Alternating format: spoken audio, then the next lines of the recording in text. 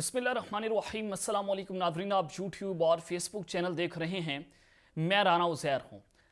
नादरकम तारीख गवाह रहेगी कि शौकत खानम के बेटे ने इस पूरे के पूरे निज़ाम को नंगा कर दिया था और पाकिस्तान की सबसे ताकतवर इस्टेब्लिशमेंट उसके होश उड़ाकर रख दिए थे, उसका सर कुचल दिया था और उनके छक्के छुड़वा दिए थे।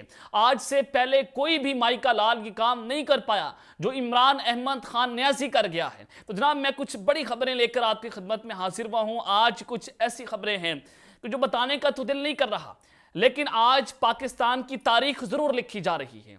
तारीख गवाह रहेगी कि इमरान खान साहब ने इस मुर्दा कौम के लिए अपनी जान दे डाली थी, लेकिन गुलामी कबूल नहीं की थी। जनाब, सबसे पहली खबर पर आज हमने बात करनी है कि जेल में बैठकर इमरान खान साहब ने आज बाकायदा तौर पर इस्टेब्लिशमेंट का सर कुचल कर रख दिया है। और जनाब, इस सब के अंदर जनरल आसिम मुनीर जो हैं उनका पारा हाई हो चुका है और बात इमरान खान की सजाए मौत तक जा पहुंची।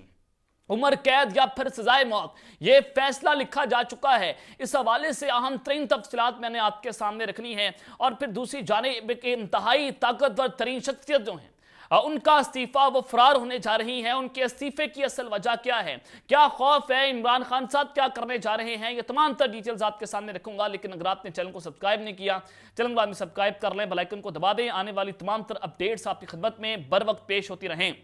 नादर काम, जिस दिन साबिक चीफ जस्टिस उमर अता बंदयाल साहब का आखिरी दिन था, उस दिन उन्होंने नैब तरमीमी बिल जो है उसको कलअदम करार दे दिया था। तो अब वफाकी हुकूमत ने नैब तरमीम केस के फैसले को चैलेंज करने का फैसला कर लिया है।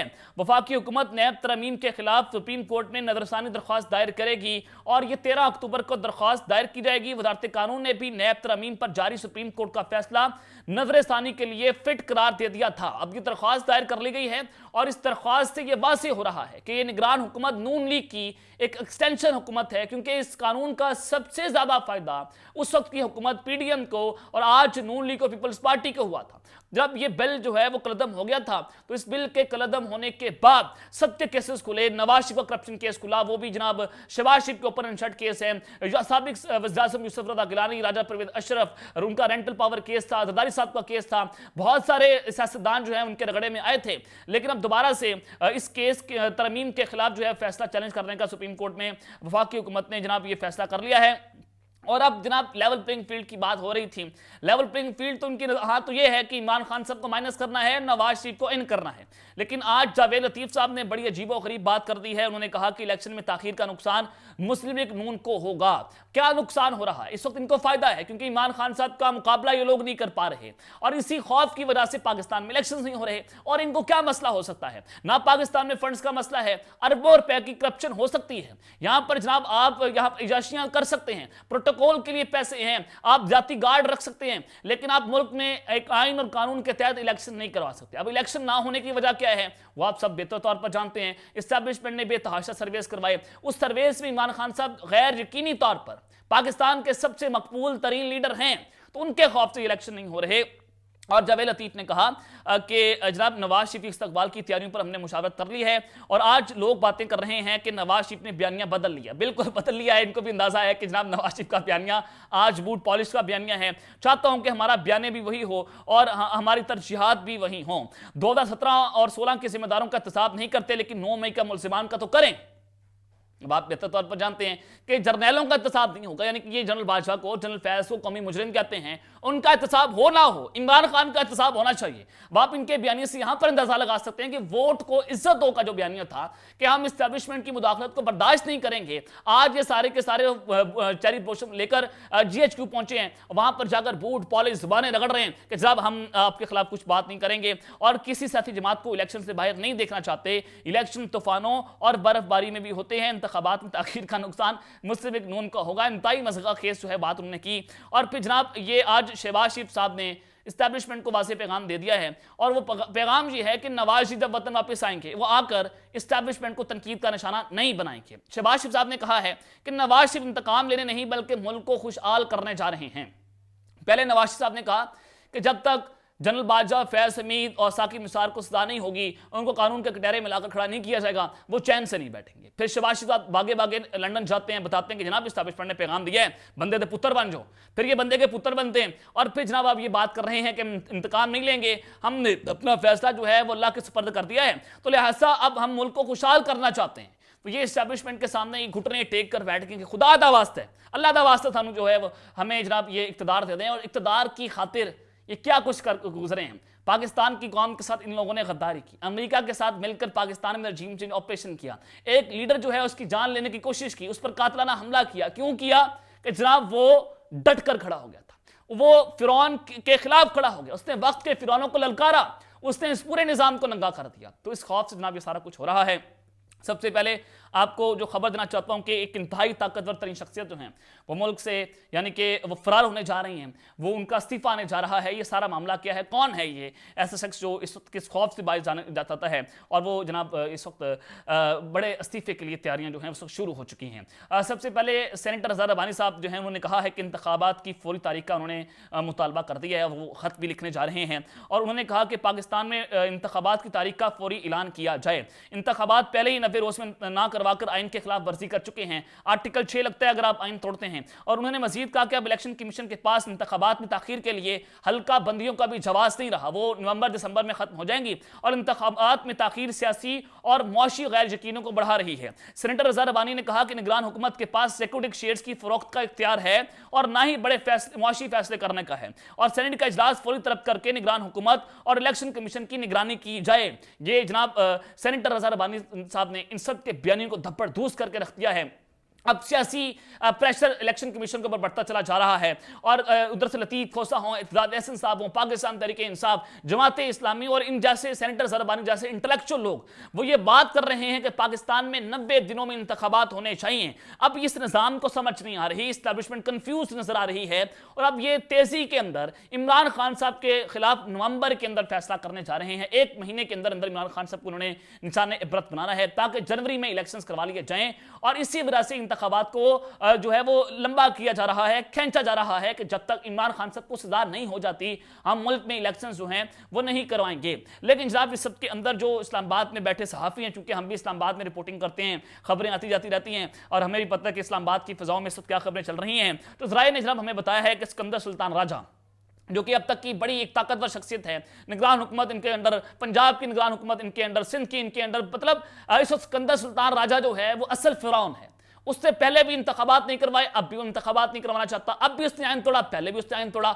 आइन टूटने का मतलब आर्टिकल 6, इन्होंने मुल्क से गद्दारी की है, आइन तोड़ा, आइन की पामाली की है। तो आर्टिकल 6 तोड़ने की सजा परवेज मुशर्रफ को मिली, लेकिन उसको नहीं दी गई। क्यों नहीं दी गई आप बेहतर तौर पर जानते हैं। तो सिकंदर सुल्तान राजा इस वक्त एस्टैब्लिशमेंट का सबसे बड़ा टाउट बना हुआ है, ये आप जानते हैं। लेकिन जनाब अब वो जराए बता रहे हैं कि वो अपने इस्तीफे पर गौर शुरू कर दिया है कि वो बहुत गंदे हो चुके हैं, हर बंदा उसको गाली देता है। जहां पर सिकंदर सुल्तान राजा का नाम आता है पहले लोग गाली देते हैं, फिर राजे का नाम देते हैं। ये सूरत हाल है, और इस्टेब्लिशमेंट जो है वो इलेक्शन नहीं करवाना चाहती। तो सिकंदर सुल्तान राजा पर इस वक्त प्रेशर बढ़ चुका है, और अगर इस्टेब्लिशमेंट ने इलेक्शंस नहीं करवाए तो जनाब मैं आपको ये बड़ी खबर ब्रेक करने जा रहा हूं कि नवंबर में ही सिकंदर सुल्तान राजा जो हैं वो अपने ओहदे से मुस्ताफी हो जाएंगे, चीफ इलेक्शन कमिश्नर हैं, और इस्तीफा देकर जनाब ये घर चले जाएंगे और अपना सारा मामला जो है वो टेक ओवर हैंड ओवर कर देंगे पाकिस्तान के इस्टेब्लिशमेंट को, चूंकि वही इस मुल्क की स्याह और सफ़ेद की मालिक है। लेकिन जनाब इस सब के अंदर इस वक्त आपको खबर देना चाह रहा हूं कि जेल से कप्तान ने इस्टेब्लिशमेंट का सर कुचल दिया है। जनरल आसिम मलिक साहब का इस वक्त पारा हाई है। जनाब इमरान खान साहब की कल सालगिरह, यानी कि आज रात 12 बजे 5 अक्टूबर को इमरान खान साहब की सालगिरह है। लेकिन इंतहाई अफसोस से मैं ये बात कर रहा हूँ, मैं इंतहाई शर्मिंदगी से ये बात कर रहा हूँ कि इमरान खान साहब ने इस कौम के लिए क्या कुछ नहीं किया। पहले क्रिकेट के मैदानों में उसने इस मुल्क की खदमत की, फिर उसने कैंसर हॉस्पिटल बनाया, फिर उसने नंबर यूनिवर्सिटी बनाई। वो इस मुल्क, वो सियासत के अंदर आया, खिदमत की गर्ज से आया। उसने कहा कि मैं इस मुल्क के लिए कुछ करना चाहता हूं। वो उसने इस मुल्क के लिए जान देने की जो है वो बात की कि मैं इस मुल्क के लिए जान दे दूंगा। वो इस्टेब्लिशमेंट के खिलाफ खड़ा हुआ, उसने इस वक्त के फिरौनों को ललकारा कि मैं इनके खिलाफ खड़ा होऊंगा, मैं इस मुल्क का फैसला करूंगा, मेरी कौम इस मुल्क का फैसला करेगी। लेकिन फिर क्या हुआ, जो भुट्टो का हाल हुआ, फिर क्या हुआ जो लियाकत अली खान का हाल हुआ, जो इससे पहले अमेरिका जो कुछ करता रहा पाकिस्तान में, इमरान खान साहब उसके खिलाफ खड़े हो गए। उसने कहा एब्सोल्युटली नॉट।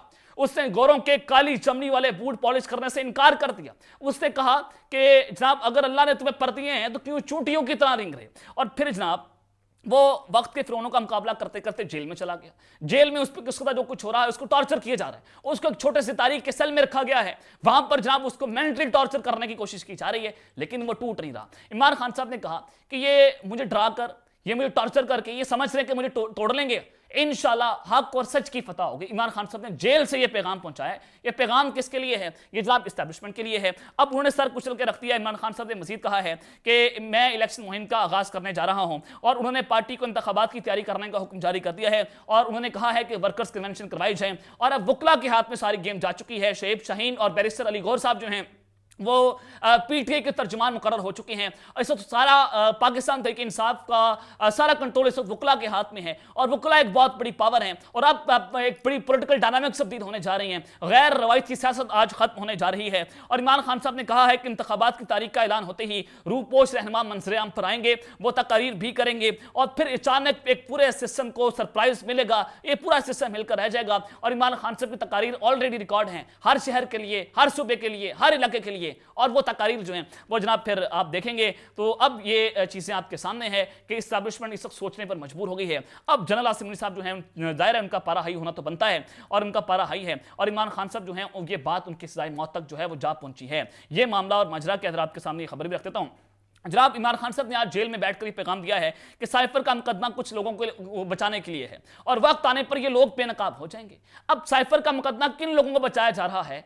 इस वक्त की जनाब इस्टेब्लिशमेंट को, उस वक्त के आर्मी चीफ को, जिसको ये कहा गया था कि आप इमरान खान साहब को जो है वो निकालना है वरना आपको सख्त नताइज का सामना करना पड़ेगा। वो जनरल बाजवा साहब थे, सब जानते हैं उस साजिश की, इसमें बच्चा बच्चा पाकिस्तान में जानता है। तो इमरान खान साहब को बहुत जल्द साइफर केस में सजा होने वाली है, ये आपको मैं बड़ी मुसद्दक़ खबर दे रहा हूँ। और केसेस को पहले जनाब इन्होंने बड़ी तेजी से चलाया, ट्रायल हुआ, वो सीक्रेट ट्रायल किया गया। उस सीक्रेट ट्रायल में हमें नहीं पता क्या कुछ हुआ है, उसमें जो साजिश जानी थी उन्होंने रचा ली। जब पूरा केस तैयार हो गया फिर जनाब इन्होंने कहा कि हम ओपन ट्रायल करने जा रहे हैं और हम अब अदालत के पब्लिक के सामने ये हेयरिंग होगी और उस हेयरिंग में ये साबित करने की कोशिश करेंगे कि इमरान खान साहब ने इस मुल्क के साथ गद्दारी की है। ये चीजें आपके सामने हैं। और आज इमरान खान साहब के वकील नईम हैदर पुंजता साहब जो हैं वो रोना शुरू हो गए, उनकी आंखें नम थी और उन्होंने पूरे प्लान को आज सबके सामने रख दिया है कि वो इंतहाई गमगीन अफसुर्दा लहजा था, आंखों में उनके आंसू थे, इस्लामाबाद हाई कोर्ट के बाहर खड़े हुए थे। उन्होंने कहा कि ये लोग बहुत जल्द इमरान खान को साइफर के केस, झूठे और बोगस केस में सजा सुनाने जा रहे हैं, कानून का मजाक बनाया जा रहा है। इस वक्त मुल्क बेआइन हो चुका है, अवाम इस गलत फहमी में ना रहे कि खान साहब को रिलीफ दिया जा रहा है। ये नईम हैदर पुंजता साहब ने बड़ा वाज़ेह तौर पर यह पैगाम पहुंचा दिया है और ये जनाब आपके सामने है कि अगर ये इमरान खान साहब के जो फ्रंट के वकील हैं उस तरह की बात कर रहे हैं तो यकीनन अक्टूबर नवंबर में इमरान खान को एक बड़ी सजा हो जाएगी और ये कौम फिर भी खामोश रहेगी। तो जब तक की डिटेल्स है जो मैंने आपके सामने रखी है अब तक रहता है, ख्याल रखिएगा और इस संदर्भ में ख्याल रखते हैं। अल्लाह ने के बाद पाकिस्तान जिंदाबाद और अल्लाह ताला इमरान खान साहब की हिफाजत फरमाए।